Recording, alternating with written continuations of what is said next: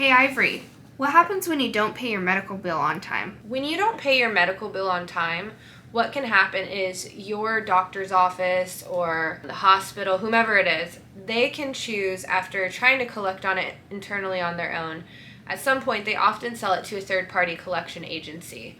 Or they may hire a third-party collection agency to collect on their behalf. If they do the latter, this means that they still own the debt and they're just paying someone to collect it for them or do all of the calling for them. If they sell it to a third-party debt collection, that debt collection company becomes a debt buyer. They now own that debt. This means that company is going to attempt to collect the debt from you in ways of calling you, sending you letters, and doing anything they can to reach you.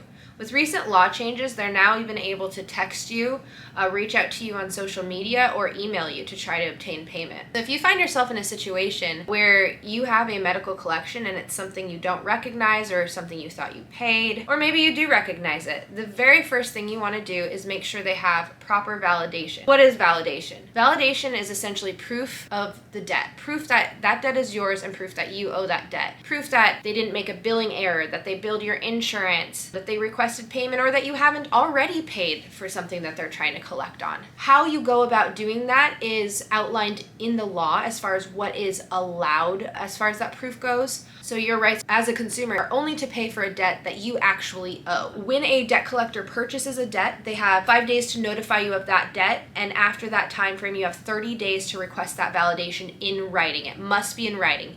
Calling and requesting the validation is not protected under the Fair Debt Collections Practices Act. That being said, you don't want to ignore a collection, whether it's a medical collection or another collection, if you do get a letter. And if you're not sure how to handle the situation, it's best to reach out to an expert like ourselves. So here at Insight Strategies, we can help you out by requesting that validation for you and working to get this account off of your credit report.